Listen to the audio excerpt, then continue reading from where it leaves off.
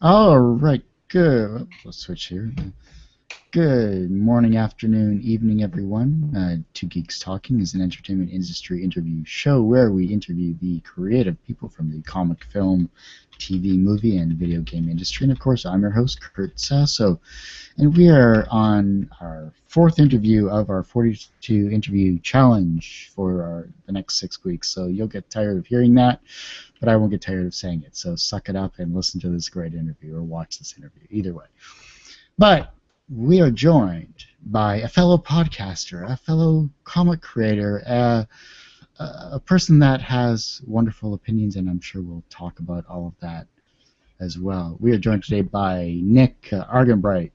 Hey, Kurt. How you doing? I'm doing pretty good. I appreciate getting a chance to be on the show. Oh, not a problem. Anytime here. Let's talk about this because I didn't mention this, and I gotta switch back to me here. Camera angles. Two people switching back and forth. It's a crazy concept. But let's talk about first off. This is probably on everyone's mind. The newest Teenage Mutant Ninja Turtle film by the person Michael Bay, who happens to crap on all of our childhoods as it is. Now you don't do anything like that whatsoever. You actually take the Teenage Mutant Ninja Turtles and you put it into Ultimate Teenage Mutant Ninja Turtles, or UTMNT.com, if I recall correctly. Yeah, that's correct. Tell us what that's all about, though. The Michael Bay thing. I like how you chose the word appropriate. It's like that person, Michael Bay. Like, you're trying to be polite. Well done. Namaste on that, man. Because every time I watch it, like, I just get very upset. Like, my girlfriend, they showed another trailer, and I watched it on my iPhone, and my girlfriend just was like watching me watch it, and she just goes, "You're making a face of, like, it looks like you're frustrated and angry." And I had no idea I was doing it. Like, because like Leonardo jumps from like 10 feet up, from like New York, and they probably don't really have them too much anymore, but they have like the water tower. Leo jumps from that onto a brick wall, and he creates a huge like hawk-like crater, and it's cool. Yes, it's cool, but they're ninjas, and ninjas can't be ninja jumping around, creating craters, and thus creating loud. No, I don't know. That's my first anyway. I have a love for the Michael Brian Bendis Ultimate Universe and Marvel, and which they pretty much take 30 years or 50 years of history and compile it down into a neat little package, and that's sort of what Ultimate Team. That's where the Ultimate comes from. It's like a loving nod to Marvel, which means that Marvel. I think I'm sure some DC fans will get mad at me. I think Marvel comics treat their continuity a little bit better than DC, sadly. And it feels that there's more tender loving care with that kind of stuff. Not to say DC doesn't, but it doesn't come off that way to me. So it's sort of a nod to the Marvel treating the characters with respect, and then of course the Teenage Mutant Ninja Turtles. So and it's taking a little bit of the best of everything. So God forbid they have one good idea in the Michael Bay movie. I could take that and put that in there because just because you have one good idea and the rest of a very bad thing doesn't mean it needs to be discounted. I think that's the beauty of something like this. So I'm not a huge fan of anymore of the 80s cartoon turtles, where they eat pizza all the time and take out. The thing is that we all grew up with that. And matter of fact, I got into the turtles because of that.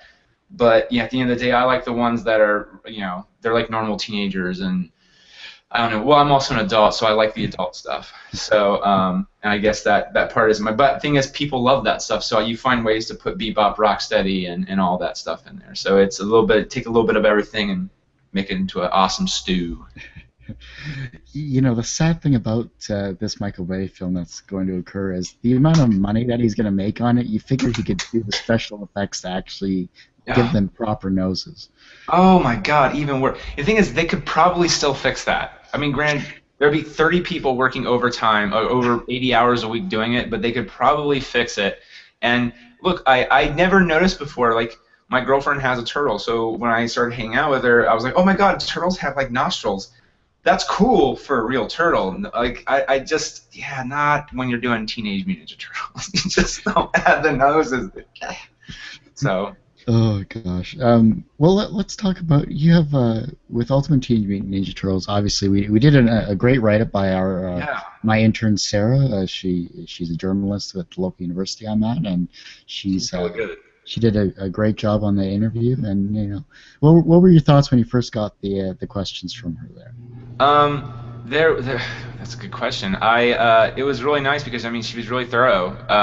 And there was only one question that was a little odd and that's nowhere in the piece, and it was just like, oh God, what was it? It was pretty much, have you ever used a pickup line from a comic book in real life? And I just thought that was weird, and I was like, no. And no, I was like, I don't think I have, but I did say, I was like, well, as a joke, to my girlfriend, I do the Bender line. I was like, hey there, sexy mama, want to kill all humans? And then she just goes, mm-mm. She walks away or laughs at me. I was like, that's the closest, I guess. Like, I've never been asked that question before. So no, but beyond that, no, it was really good. Like, she hit on something like, I love Raphael. He's my favorite, which is talked about a little in the article. But I made the comment originally, like, the whole thing sort of started because of Donatello. When you're a writer, you want to challenge yourself, and so like if you love the X-Men, but you love Wolverine and your least favorite is Cyclops, you can do Wolverine till you're blue in the face. But if you look at it, what's the bigger challenge? Is this you write a story about Cyclops and you find a reason to make him like you love like Wolverine. And originally the whole thing started it wasn't like a retelling of the Turtles, it was a retelling of, it was supposed to be like a fan-made Tales of the TMNT where Donnie was the focus. And the only problem is the more I kept doing stuff, I was like, this is no way going to fit into one issue. It's in my one friend who was helping with, he's like, you should just start at ground zero. And so I was like, you know what, that's even better. And so, but she caught on that, and that was really cool because she's like, well, what's wrong with Donatello? Don't you have any love for Donatello? No, I do love Donatello. Matter of fact, he's very much the reason why this thing happened. So that was pretty cool. Good stuff. Good stuff. Yeah, no, I'm very fortunate to have her, and I think that she's a great asset to the show, and I look forward to working with her in the future too. Let's talk about yourself as a creative person. We'll get into the podcast a little later on in the show because I love it. I think it's a great podcast. Thanks, from man. the many limited ones that I get to listen to. You're at least in there, so congratulations. Oh no, yes, yeah, thank you. What about yourself as a creative person? Where do you draw your inspiration from? Well, obviously Turtles is up there, and a little bit of everything. Like when I'm an '80s kid, so the Goonies, Star Wars, and the thing is, Star Wars is really interesting. When I interviewed Kevin Beagle, he gave me some crap for this, which is I didn't put Star Wars right at the very top. I put actually Turtles, and the only reason why is because my dad made me grow up on Predator, Terminator, and Star Wars on HBO in common rotation, and I was born in '81, so from 3 years old and up, I was, watching some of these. Now,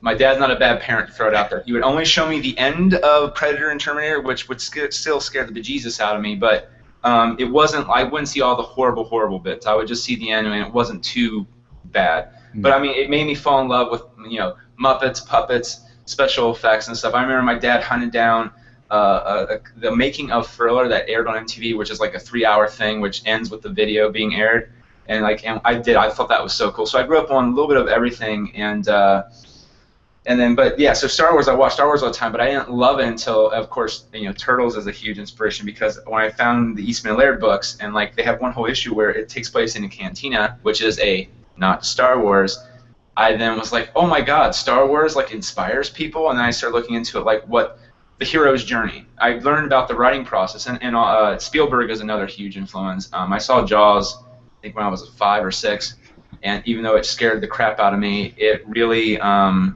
remember looking at it, I was like, wow, moving pictures and talking, like dialogue, that like it scared the crap out of me. Like I really don't want to go in the water, even to my local pool. So I want to do that to people. So it's a little bit of all that stuff. But Spielberg, I would say Turtles, and in the long run too, I think Spider-Man really helped because the Turtles got me into comic books, and my dad would always try to tell me about Spider-Man, and he's like, I have all these Spider-Man books. I'm like, okay, Spider-Man's lame. Turtles are better. Ghostbusters, yay. And then one day I remember I picked up this one issue of Spider-Man because it just, when you're a kid, you go, ooh, covers are cool. So there was a cover of the first premiere issue of Carnage from in Spider-Man, and it's by Mark Bagley. And it's this beautiful cover of him just rapping the crap out of Spider-Man. It looks really cool and intense. And I opened, I was like, this is really good. And then I was like, do you have other Spider-Man books, Dad? And I read. My dad has the first appearance of the Black Cat, the first appearance of the Punisher, the death of Gwen Stacy. Granted, some of the covers are horribly read off because he read them so much. And then he told me back in the day he would wrap it up into like a little bowl, like when you hit a dog with it or a fly, and put it in his back pocket and just walk around town with it. I'm like, oh, you're killing me. Because some of these, he has some good books, and but I was able to read all of them and really get into Spider-Man. And ever since then, I've also been a huge Spidey fan.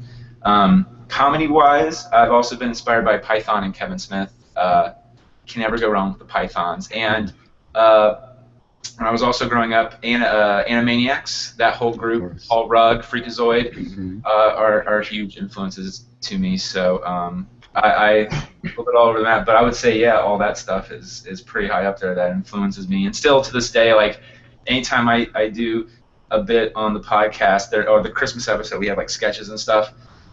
Sort of it's our way of letting loose, so to speak, but there's always a bit where the announcer comes in, and that's a nod to Freakazoid, which in fact is a nod to Monty Python and other British comedies. So, yeah. You're preaching to the choir. You're hitting all the stuff that I love as well too. So it works out really well. No, it was the Batman the Animated Series, X-Men, Spider-Man. Just that. Animaniacs, Tiny Toons, Bugs and Tweety show. Well, yeah. I mean, I shouldn't forget the classics. You're right. I'm sorry. But matter of fact, my favorite character is Daffy Duck. Actually, I love all the ducks. I don't like if you give me a choice between Bugs Bunny, Mickey Mouse, Donald, and Daffy. I'll take Donald and Daffy any day over them, just because I don't know. There's more soul and personality in those two characters than sometimes Bugs and Mickey. Now, Bugs, actually, that's not true. Bugs has a little flavor to him because Bugs would never always win. He would 90% of the time win in a cartoon, so to speak. And Mickey was too goody two-shoes. Not to say he's not a good character, but Daffy, and Daffy's had such a huge role, like from Bob Clampett, where he was actually Daffy, and then Chuck Jones got a hold of him and made him a little cranky and miserly and stuff like that. So it's really, I love those guys too. I mean. Because when you're little, you grow up watching the Bugs and Tweety show on ABC, and tonight's the evening, tonight's the night, we know our lines by heart. Oh yeah, love that stuff. Matter of fact, I have the Golden Collection of the Looney Tunes. It's one of my. I pull it out every once in a while, and I just get refreshed with some of the greats. It's good. It's good stuff.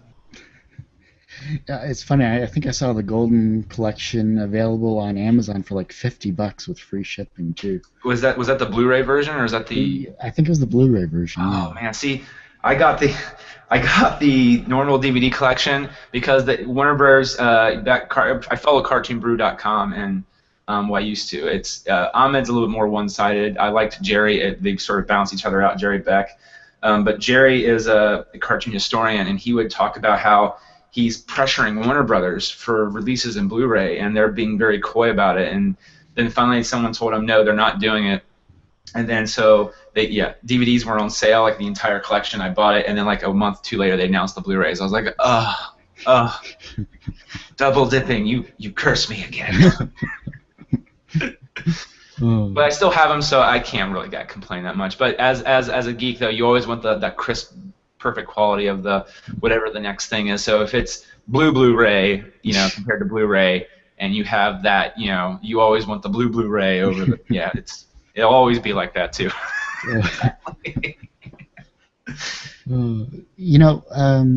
When it comes to creating comics or even putting together a podcast or a regular show, when do you know when your show or when your work is finished? That's hard because my one friend he went to Columbus College of Arts and Design. He's a very talented guy, and if you God willing, you can wade through the Dribble for Kids archives on Drunk Duck. There's an image by Nathan. It's who the Nathan character is based after in terms of looks. He's a very sweet man, Nathan Trimmer, and he is a perfectionist to almost crippling in a way. And like, look, if you look at my stuff and his stuff, he's very clearly always going to, and a lot of, like, even Eric Webb, who does TMNT, these guys are pros. The difference is that between even Eric or even other artists that I know, is that there's one point they sit there and go, you know what, it's time to move on. There's other times where I've been seeing Nate work on a project, and he just keeps going at, like, he'll redraw an entire thing because there was one little line that just in a pencil, which you can ink over and correct, just did not look right. And I'm not saying he does that all the time, but I would say 90% of the time when I would hang out with him, he used to do that. And that was a big inspiration to me, is like, it's time to sometimes let things go, because you might be able to make them better, but how much time is that going to take? And if you have a schedule, which is really big when you do stuff on the web, you got to have at least some kind of current schedule. You got to do that. Podcasting's a little different for me. I used to be real meticulous and edit the show like mad, and every once in a while I would get a notice that thing that, and I would be honest at the beginning of the episode, I was like, yeah, I got lazy this week and didn't edit anything. And then some people would write in and say, and I would start editing again after that, and people would write in, I was like, the stuff that you didn't edit out was actually sort of funny, because you guys know you effed up a little bit, and it was sort of funny, and it made things really awkward in a funny way, and then you keep calling back to it, and so it became one of those things. It's like, oh, okay, so if I not be particular with that, then yeah. Now the Christmas episode's a little different. The Christmas episode, I am a madman on. Like, I am and that actually breaks my soul a little bit each year, because we learned every year that, oh, okay, we write like a 20-page script, we'll record it real quick, it's great, it's fun, it's groovy, but then we got to get everybody together at the same time when we do it that way. We can't, and we would record it literally, we would read it straight through. You never do that. You always do a page at a time, because then what happens is you start reading it and then you start getting giggle fits. And then there's that one person who has a wife at this time, when we first started doing it, has a wife or a girlfriend he's living with, and she wants him home, man. And it's now like 3 o'clock in the morning, and we're still not done. We got 10 more pages left to do. So it becomes like one of those. And then because we're all busy, we're at different points of the earth kind of thing, scorched earth kind of thing in terms of where we're at. So then I have to edit everybody in, which sort of sucks. So matter of fact, my goal is to get the Christmas show done by July, written-wise, and then start slowly recording everybody, and getting it ready to go. So the Christmas episode's a little different, but normal podcast, though, I just let that go. Matter of fact, my one friend, DJ Meet Nathan, he thinks and again, it was ended up being funny.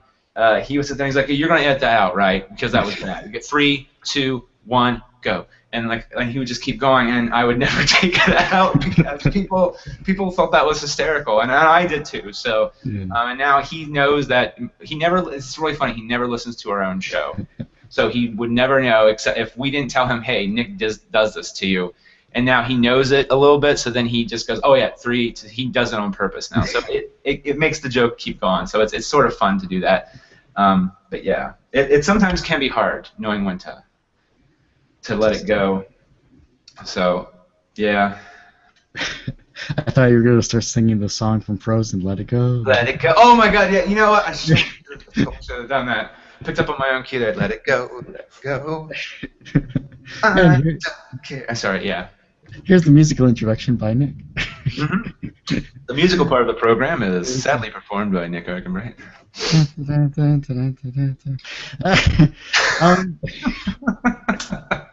Yeah, I know what you mean when it comes to editing here. I've stopped editing years ago. In fact, there's the very rare occasion that I'll actually edit the show, and yeah, 6 years, hundreds of episodes, no edits. I have no time.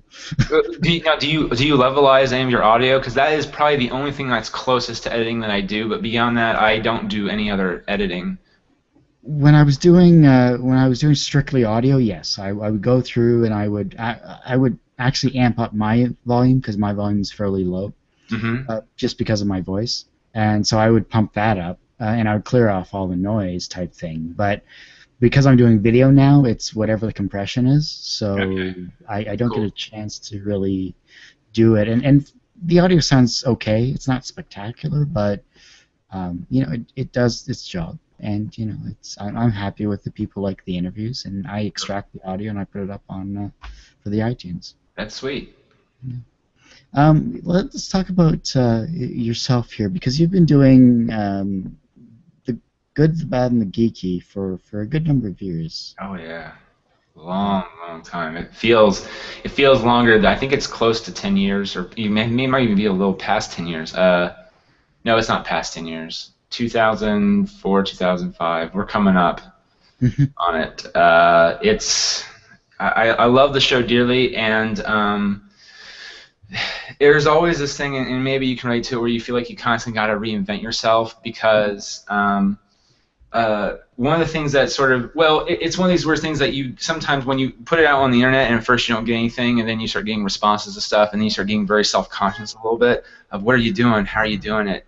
And one of the things that I really was self-conscious of was originally the podcast started with, we did the No Name show, which was Nathan, and Nathan got crap from his friends, his other friends, who not really super good friends with mine, but they were giving him crap for it. It's like, look, because back in his defense, back in the day, the only big podcast was, I think, was the Ricky Gervais show.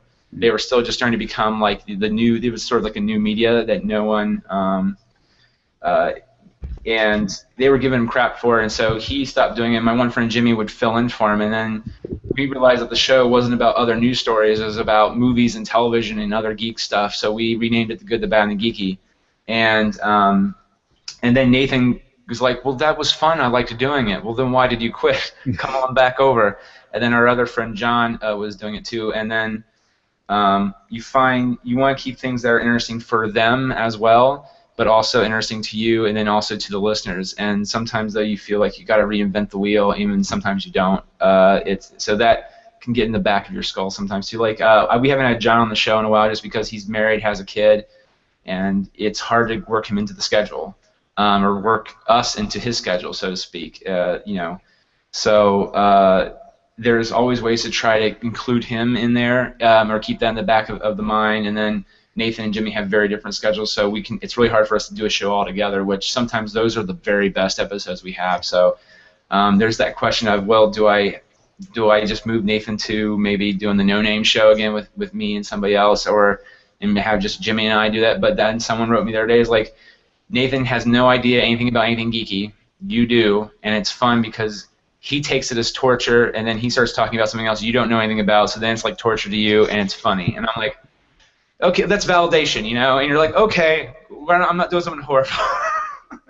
So, but there's always that time I want to just reboot the show or redo something completely different with it, and you have to fight that urge after doing it this long. But it's a lot of fun, though, too, because you really get to talk about whatever you want to talk about.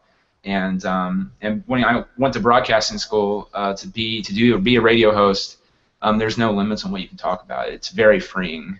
So if I want to take a soapbox about, why I think Cascade makes beautiful little wash pellets or whatever, and I can do that. I can do that. I couldn't do that in between, ramping up on this week on 107.9 WODB. We got, Rihanna's new song.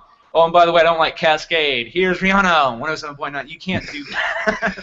Or if you do, it'd be just a weird show. It's a Monty Python sketch in reality. So I have fun doing that too on the podcast. So it's very freeing.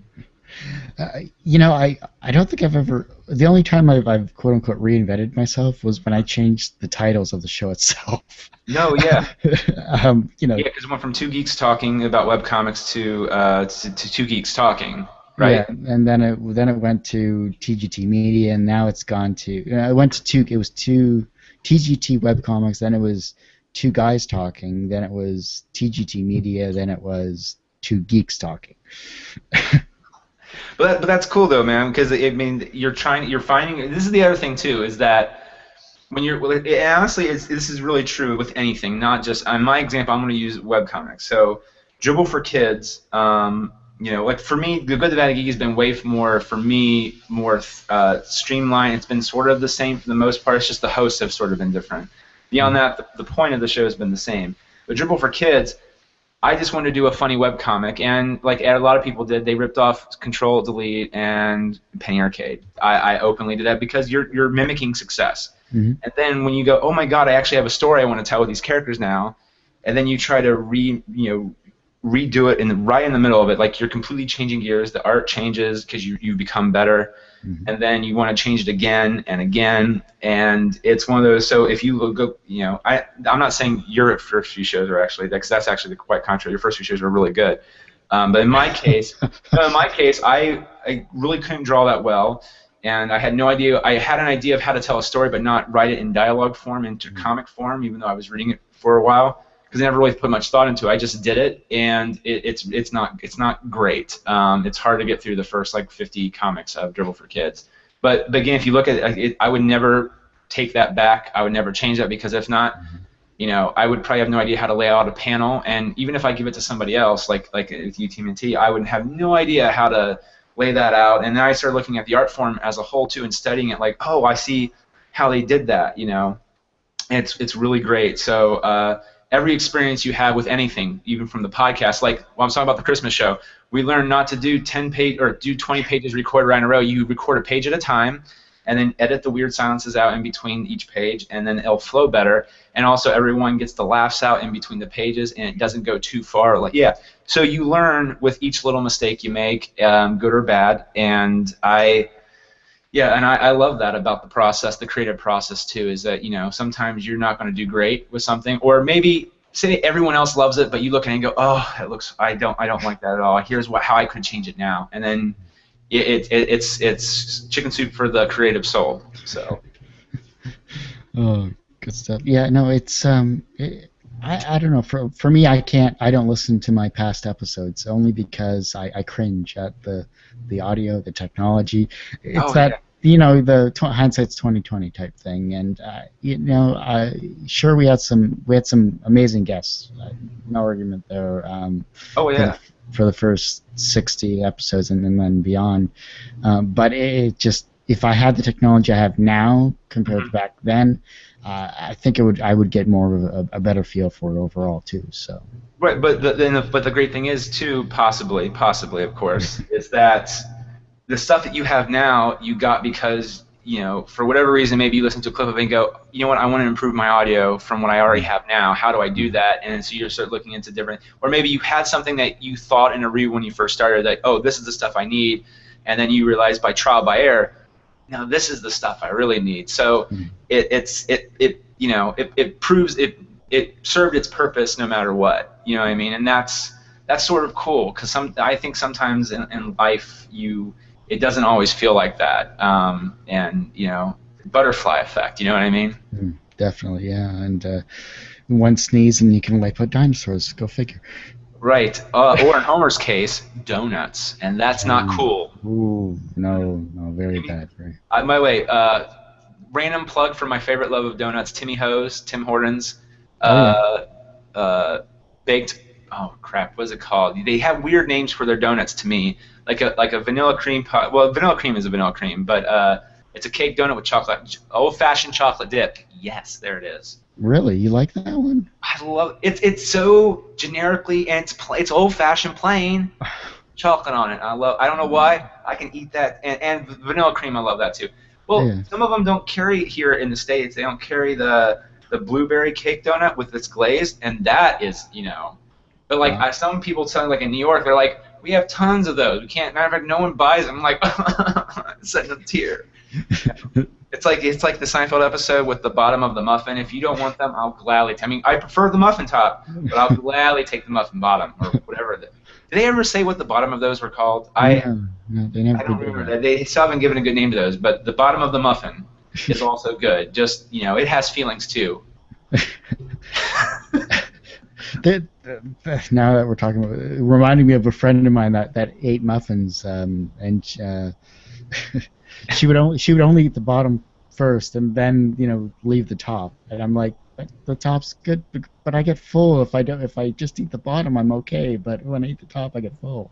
Well, I always like the top in general because, matter of fact, I thought that was a revelation that no one ever thought that way before when I was watching Seinfeld. Because, like you, I love the top part. Matter of fact, you can just rip it off and eat it like you know. Yeah. And the bottom part, though, it always starts to fall apart if you start to get to that part and whatever. And it's not that it's bad; it's just that it crumbles a little bit easier. And yeah, man, the top has always been my favorite. I remember they did that. I was like, oh wow, people think like this is amazing. I'm not the only one out there. But that's cool though. I mean, I respect that a little bit. You don't want to get full because that's smart. As someone who used to be like weigh a lot. That's actually very smart. You don't want to eat till you're full. You want to stop before you get full. Yeah. So bravo to your friend because it took me a long time to learn that one. Well, it also helps that she's a vegetarian and that she's extremely skinny too. So Oh, curse normies and their metabolism. I know. Gosh. No offense to your friend, of course. No. She's great. She's a fun artist and love her stuff and all that jazz. And just it was one of those revelations, like Seinfeld. It's one of those revelations where it's like, cool, all right, that's different. I'll have to try that maybe. Let's talk about yourself. When it comes to areas you feel you're most creative, what are some of those for you? I think I'm very creative with audio editing, and I'm also creative with story. If you had to get to dialogue, I would say that's something I'm constantly working on. Because my one friend Jimmy, he has a book called An Actor's Nightmare, and he will always. And I'll be honest with him, like I'm not good with the dialogue sometimes. Like if I had to look at that, I go, the dialogue might not be right to me, but I don't know how to fix it or make it better. You'll probably be able to make it better. But in terms of the story beats, the story points, how a story's laid out, I really love that. I think that's a strong point of mine in terms of I can recognize, this is probably how a story point should have been hit, a beat should have been hit. And audio editing, I'm going to name drop again, so I apologize. But I mean, it really meant a lot to me, which is Bill Lawrence, creator of Scrubs, took time to be on our Christmas show, which is a weird thing. Granted, we said you can plug whatever you want, which is Cougar Town at that time, and he did it. But he, like a comedian would, he didn't do what we'd written. He did it, but he did like 3 other takes of it. And it meant so much to me. He goes, you know what? You really, because what I did is I edited all 3 or 4 takes together. And because some of it, what he had improvised was way funnier than I could have ever done. And you get to this part as an editor where you're like, do I stick to the script?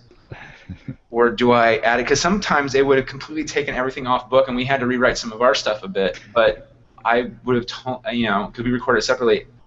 I did that, and then I told him what parts he was in, so he didn't have to listen to all of it, because he's a busy man. You don't want to sit there and say, just listen to all of it and find out where you're at. I told him what parts he was in, and he listened to him. He's like, you did a great job editing me. Like, you used everything. You didn't really leave any stone unturned with what I gave you, and you did a good job. And that really meant a lot to me. And so I think sometimes I can hear something editing-wise and know how to, or get really close to what I'm really trying to do with it. And I usually, when it comes to editing, I don't. When it comes to stuff like that, I think I can get to. I don't really look back and go, oh, I could have edited that better. I think it's like that's probably that will be the best I can get it to be. So that's sort of fun. Mm-hmm. To feel that way, because usually, like, even when I'm writing and I have a story beat, there will always be someone like, is there a way I could make that better? I don't know. And paralysis by analysis. But yeah. So those are 2 things I think I'm really adept at. What are you most passionate about then? Well, right now, I mean, I'm passionate about everything. Movies, comic books, television. As a matter of fact, I used to do television reviews, but one of the things that was really, I'm still in that transition period where I moved in with my girlfriend, and it's so much fun. It's a new experience for me. I've never really had a serious relationship before like that, where you move in with someone, and so you're getting used to.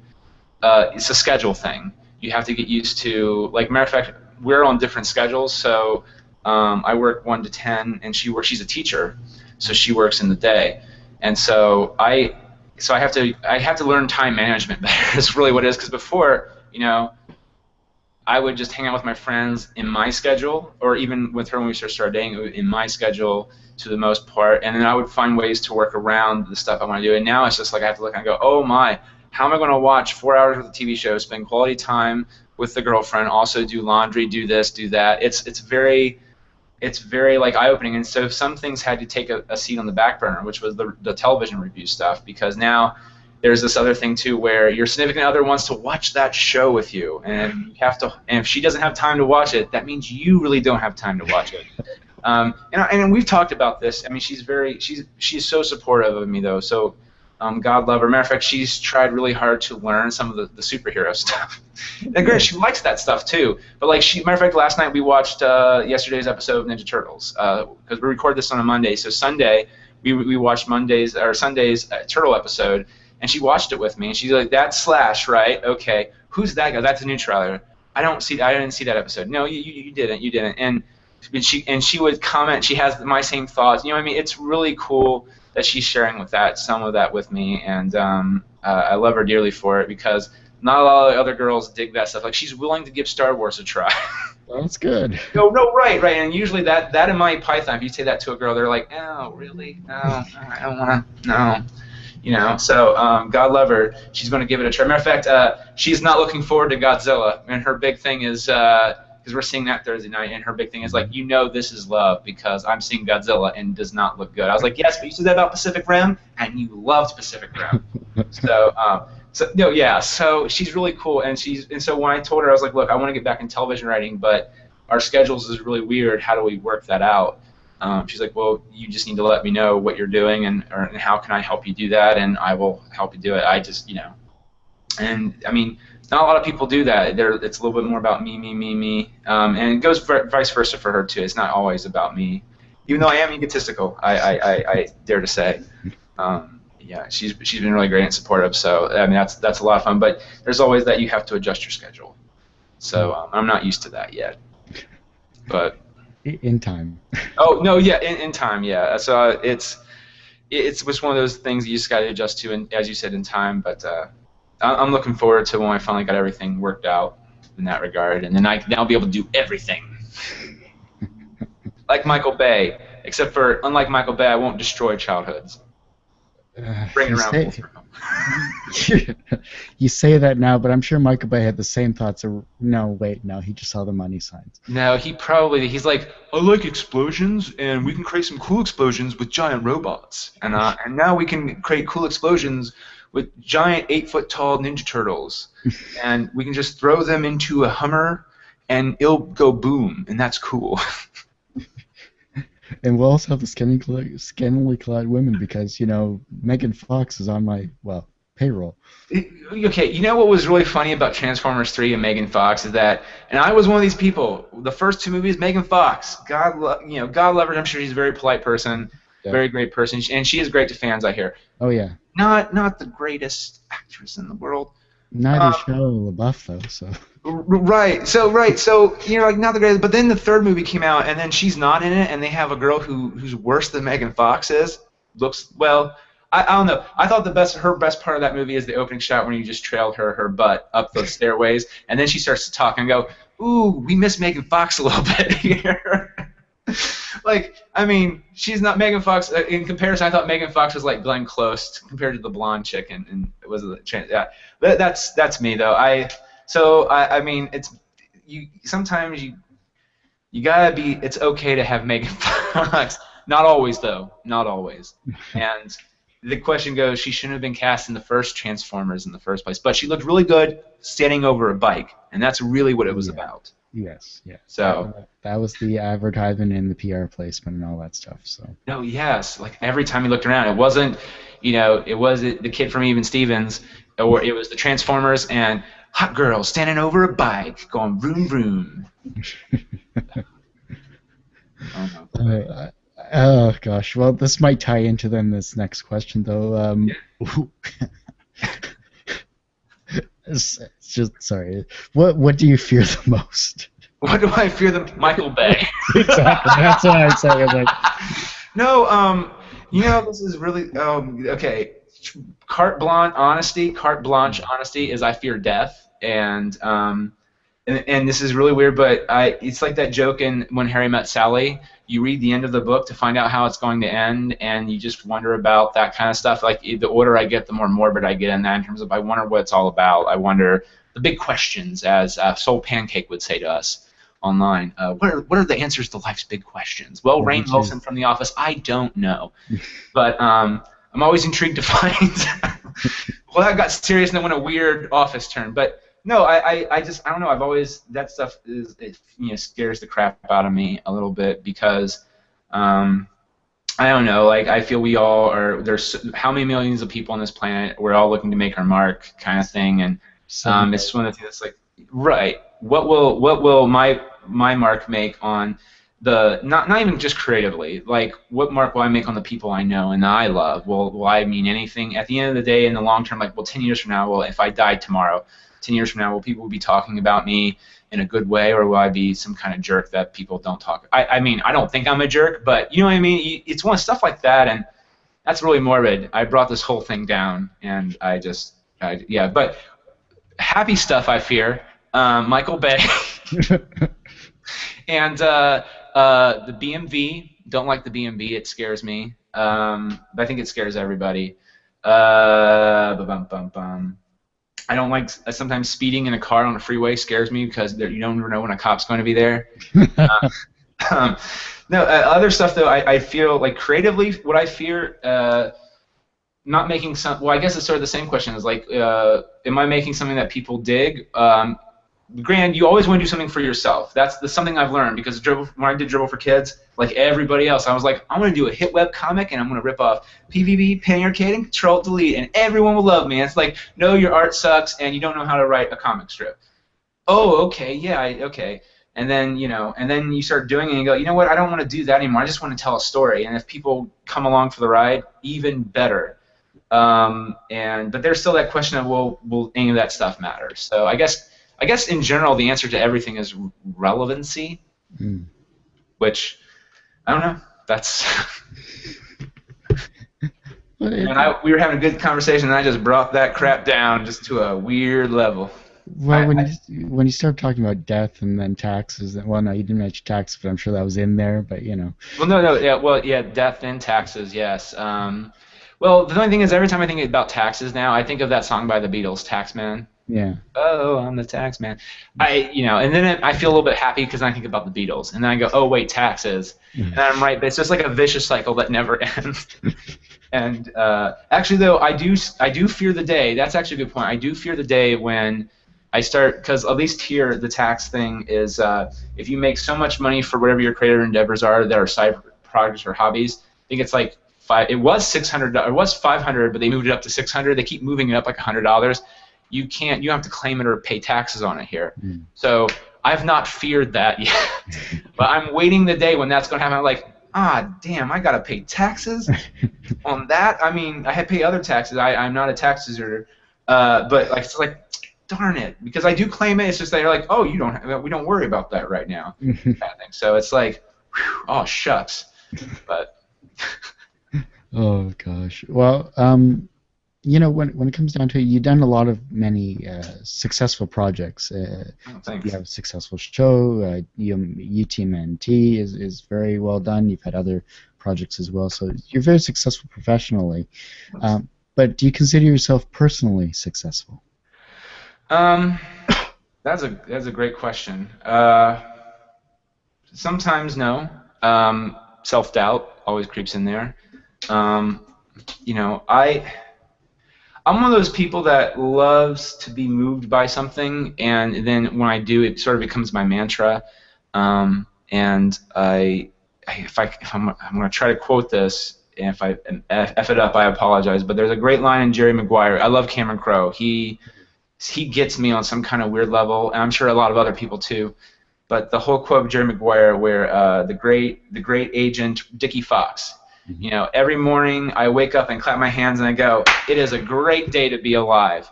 And then he says another quote, which is, if it's not in here, it'll never be up here or out there. And I think that is so true. And there's some days where you wake up and that doesn't feel like that.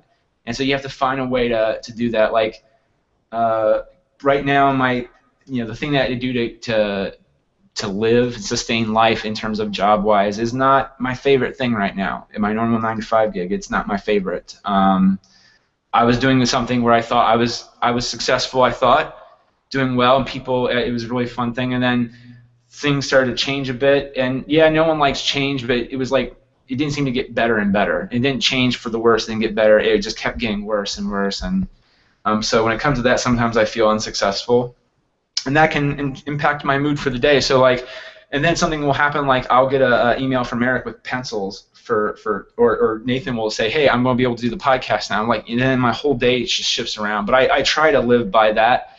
That platitude is like, if it's not in here, it's not up in here. And so I try to really believe in it, because I'm very lucky. I have a beautiful girlfriend. I have a beautiful place I live. I have tons of friends who love and support me. I have a lot of, if you like that kind of thing, material things that I can sort of go with. I have comic books, I have movies, and these things inspire and bring me great joy. So I think I'm successful. There's days, though, where you just don't feel that way. But for the most part, I do feel personally successful, yeah. Good stuff. Then how do you deal with your failures? Oh, I go into a corner, I cry, and then I get undressed, go to a shower, and do the crying game where I just, hover up there, go, and then, and do that. And I think Boy George plays a song for me about the crying game. And no, I don't know. I mean, that's a good question. Like, to me, a failure was that I experienced recently creatively was my Mac that had all and my Dell, both of them got stolen at the same time. Like, this is 5 years ago when I moved into my new place. They took both my computers that had all my Dribble for Kids stuff on it. Oh. Old and the new stuff. Like, I was like saving to publish in a comic book because my stuff had gotten better enough that I was going, I'm going to publish this. And it got stolen. It was just heartbreaking because you don't want to go back and redo everything. Because it was already the best that I thought it was going to be, and I have so many other things I'm trying to do. To go back and do it, it's a time killer. Yeah. So I dealt with that by crawling into a deep, dark hole creatively and not doing anything. I just let it go, and it broke my heart. And then but like some things like happened like that, I began mulling over other things, and then from that came Tales of the Eighth Grade Nothing, and So, but other failures, though, you try to. Well, someone told me that I told them that I'm a pessimistic optimist, and they laughed at me because they go, "You're never sad about anything," and I'm like, "No, that's not true." But like anytime something goes wrong, I'm always the first one to go, "Yes, it's this, but it could always be, it could be this," and these are usually positive things. So, I think I try to be a realist in terms of I know what's going to probably happen, but then I have hope, which some people don't really have sometimes when it comes to things. So I mean, that's a good question. I've never been asked that before.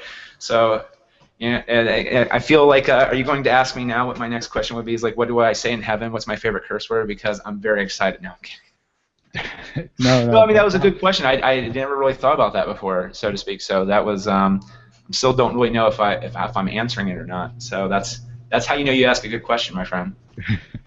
Well, you're not you're the first one that it's been. I've asked that more than a couple of times, and I've gotten various responses, but that was a good one. I liked it. It was true, not the standard canned answer that I sometimes hear. So. Good stuff. No, the next question isn't about curse words or if you're getting. No, you're. I was like, wow, I don't know what. Okay, awesome. Deep. So I feel like you know what? If this was Joss Whedon, I'm about ready to burst into a song, and I'll probably burn up for it because my soul is in that song. But it's okay because they got the mustard out. They've got the mustard out. Okay. Honestly, that was hilarious. I love that episode. It was a great episode, and it's not even is it just a good episode because it's funny and the music's good, but it touches on the whole thing about Buffy being in heaven. And it's like you ripped me out of that. Like, oh, it's just some good stuff. That's like a gem. It's a diamond in the rough. Because people are going either that you love or hate musicals, and so some people who hated it are going, it doesn't look, and then you watch it go, oh my God, that whole thing at the end is like you ripped me from heaven, oh my God, and their heart cries, and that's some good stuff. Josh is the man. That's why I always give anything he does now a full season shot. I like when people started crapping on Agents of S.H.I.E.L.D., I was like, no, you gotta wait, give it till the season ends. If you don't like it then, well, I got nothing. But you just can't give it one or two. Because I thought Firefly, granted, I wasn't paying attention at the time as much, but they aired the pilot out of order, Yep. or they didn't really air it at all. And I watched the Great Train Robbery episode. That's the first one I premiered. I thought it was horrible because I didn't know who anyone was. I couldn't relate to anybody. And then my friend Jimmy bought the DVD, showed me the pilot. Best thing I've ever seen. And then I watched the whole thing. I was like, oh, I'm the reason why the show got canceled. I'm such a... I'll save it in the movie theater. It didn't really matter. But I tried at that point. So I tend to always be like, give everything a shot. Even Dollhouse started off shaky and got really good. So I really enjoy that series. Was really well done. I enjoyed that just as much as Firefly, and I got into Firefly late. Actually, it was my friend Mike that got me into it, and I'm like, he goes, dude, you gotta watch Firefly. It's really great. It's by Joss Whedon. I'm like, didn't he do Buffy and Angel? He goes, yeah, you'll love it. It's like space opera. It's awesome. I'm like, yeah, okay. It's Star Wars, but it has the best parts of Star Wars, in my opinion, which is it has sort of that old-time Western-y feel, but it's literally a Western in space. Yeah. So like Star Wars sort of had that feeling of it, which granted, thematically it's because the Empire is mechanical and wooden and they've taken over everything. This is just straight up like literally everything's like it's in the old days but with spaceships. Yeah. Around there. Man, I love Joss Whedon stuff. I'm so excited that he's sort of the showrunner of the Marvel Cinematic Universe. Yeah, definitely. And like for me, I have to watch the rest of Agents of S.H.I.E.L.D. I haven't had time, so I kind of stopped about 6 episodes in, and I was enjoying it. I was learning the characters. I was getting used to it. It was a good show, and I haven't had time to watch it, so I grabbed the rest of the season, so I'm gonna when I get some time. Have you seen Captain America? Oh yeah. Oh, okay. So if you've seen that, now I'm just saying it makes you really question how can you have a show called Agents of S.H.I.E.L.D. when S.H.I.E.L.D.'s gone. Right, and it becomes very. I mean, if you like the show to that point, but you're sort of on it, that point changes. It's awesome. So I mean, you know that, but I'm just saying. Get excited because there are some people who are sort of the not due to time, but they got same way, like they're still taping. Like, but I have other stuff I can watch. It's more moving to me. And I was like, oh, wait till you seen Captain America, right? Oh yeah, they get rid of S.H.I.E.L.D. Oh wait, yeah, yeah. How do they tackle that one? Is someone on the team Hydra? Dun dun dun dun. Good stuff. Love it. Last question then for you here before I have to unfortunately let you go. The young generation look at the Good, Bad, and the Geeky. They look at Ultimate Teenage Mutant Ninja Turtles that you do, and they become inspired, like you were inspired, and like I was inspired from the '80s and all that other stuff. But how can they become? Sorry, I should say, how can they inspire the generation after them? That's a good question. Well, I read a quote by Miyazaki lately, and it made me. I'm gonna paraphrase it horribly. And it made me question my own stuff too, because sometimes I feel like everything I do is sometimes a homage to something else. So even though I feel like I'm being original, I'm in some ways not, and that's really hard for anyone to do that. Like, The Simpsons have done like what, almost 20 years of stuff, 25 years of stuff. Almost 30, yeah. Or 30, yeah. Oh my gosh. I know. Oh, I was like, I want to think about death now. Okay, no. But it's a really good question. But I think my feeling on kids today is, and maybe this is me being a little bit old manish, but I suffer from sort of a similar thing, but not as bad, which is people are not living life. They're not having life experiences. And I will admit, I was sort of one of those people. I was not, well, granted, there were some other issues going on too, which is, I was very morbidly obese, so I didn't want people to stare and gawk and do all that stuff too. So there was sort of that in the back of my mind. But I would be terrified of going out not always true, but I would rather stay at home or have friends over than go out and do stuff out in the real world. And sadly, you don't get life experience that way. And I'm sorely and sadly catching up on some life experience stuff like that. But I think kids today, they're so glued to their phone, which is cool for us because we produce content where you can access right on your iPhone or Android. Go to the iTunes store and check out. Yeah. So, but at the same time, though, there's that part where no one's having. And I'm going to paraphrase Michael Crine here too. which is Miyazaki said there's not enough life experience in people today. Like, he thinks all the anime coming out today is garbage. And I mean, it was a shocking thing because whoa, and he goes, that's why I'm retiring, is because the people who are starting to run my studio are people who are they're fans, and that's all they are. They didn't have a fan experience and then go into something else. They just stayed as a fan and somehow worked he almost said like they weaseled their way into the profession. Yeah. And he goes, that's not why I started doing this, and the people that I really loved and respected in the industry didn't do that either. And I sort of agree with that, and not just in anime, but in everything else. And sometimes I feel like I can sometimes teeter into that, and that's that you don't want that. So how do you do that? And it's life experiences. And the other thing that Michael Crichton says is that technology, though a beautiful thing, and I agree with this 100%, because I have an iPhone, I have an iPad, I have an iMac. I'm doing this right now on an iMac. I have all kinds of electric gizmos and gadgets I love communicating on, but that's damaging us as a society.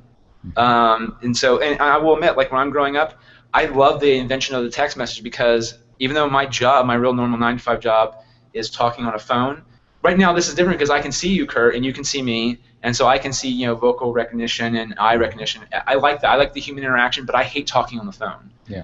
And so back then, though, all we had was the big old phone where you go rotary, call people, or even the touchpad ones, but you had to wait. So you just couldn't, back in school, go, is that person home? I want to talk to her. No. And then it's literally that joke from the 4-Year-Old Virgin was me, because I hated talking on the phone, where he would write everything out and then create little sub panels.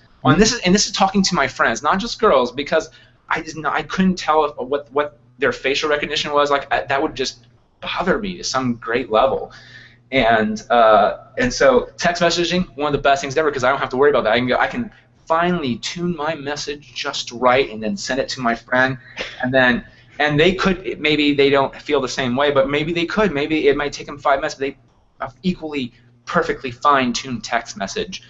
And that kind of stuff, I think, is we're so into that I think we're missing what's going on outside around us. And I fall prey to that too. I will admit sometimes I'm texting away at people or doing Twitter when I should probably be, going outside for a walk and seeing something amazing or horrible happen, and then that somehow inspires me to go, you know what, I'm inspired by, this is horrible to say, but like say I see a car crash and see everyone survive, but I go, well, how did that happen? What made that happen? If no one was drunk, maybe there's something faulty in the systems of how the roadway was set up. I look into that, and that inspires me to do a story just about that, and you learn stuff from it. So stuff like that I think is pretty important. So I hope kids don't lose the fact that Star Wars is awesome, that Turtles is awesome, and that we got experience from that, but I hope they also walk outside their door and experience that stuff too. So it's funny you mentioned technology, because that's a group project I'm doing actually in summer right now, based on the fact that today's society, this is the get off my lawn type.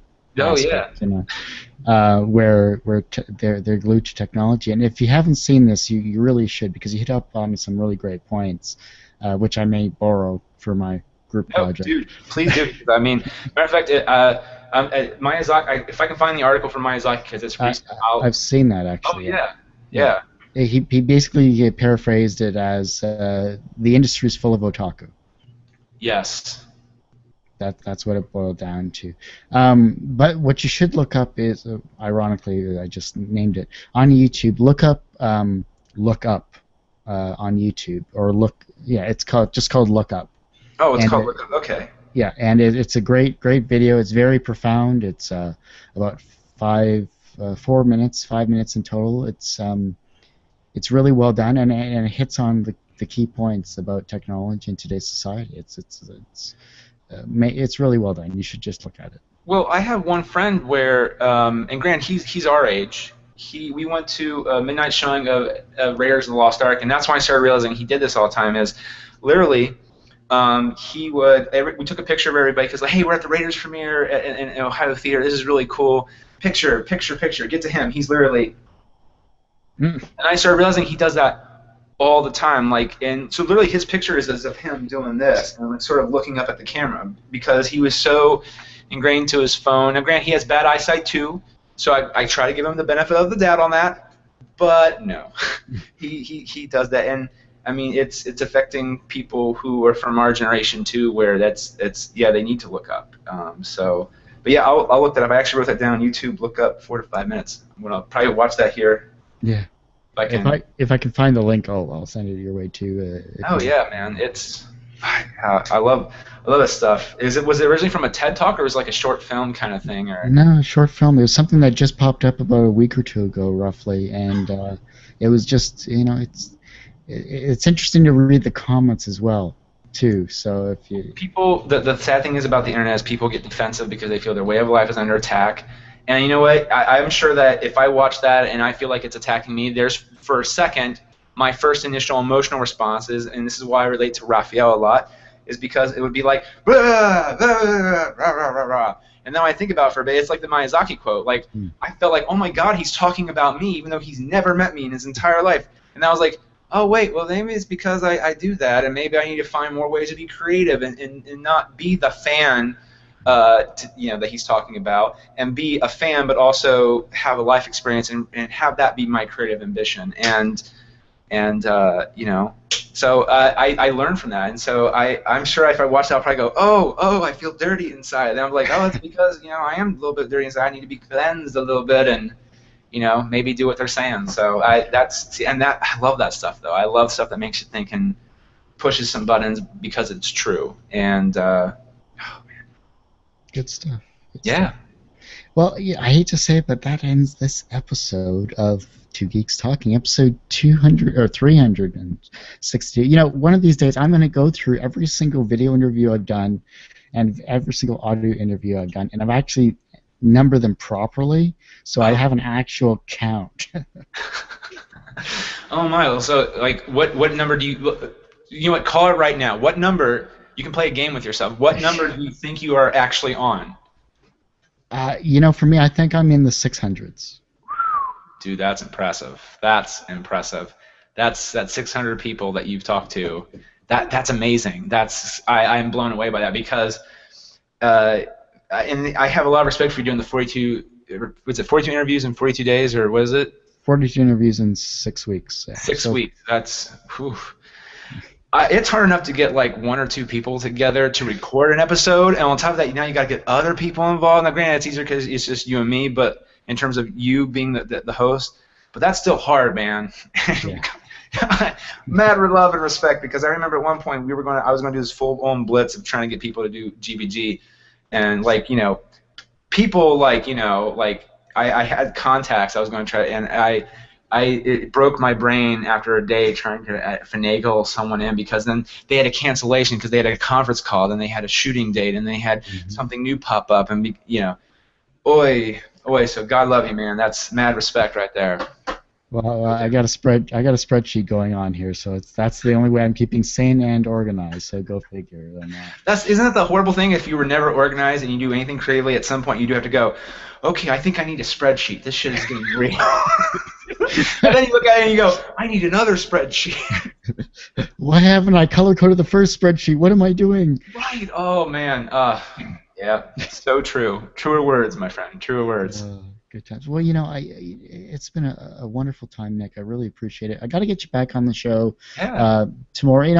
If you need a guest, if you happen to be shortchanged or whatever, just toss me a message. I'll be happy to hop on, however. And because that's one of the things that we try to do now is try to get a little bit of everybody. That's why it's Nick Nitro, John, and Nathan. It's Nick Nitro and friends, because I like having many different people on talk about whatever and anything. So yeah, dude, I will totally do that. Yeah.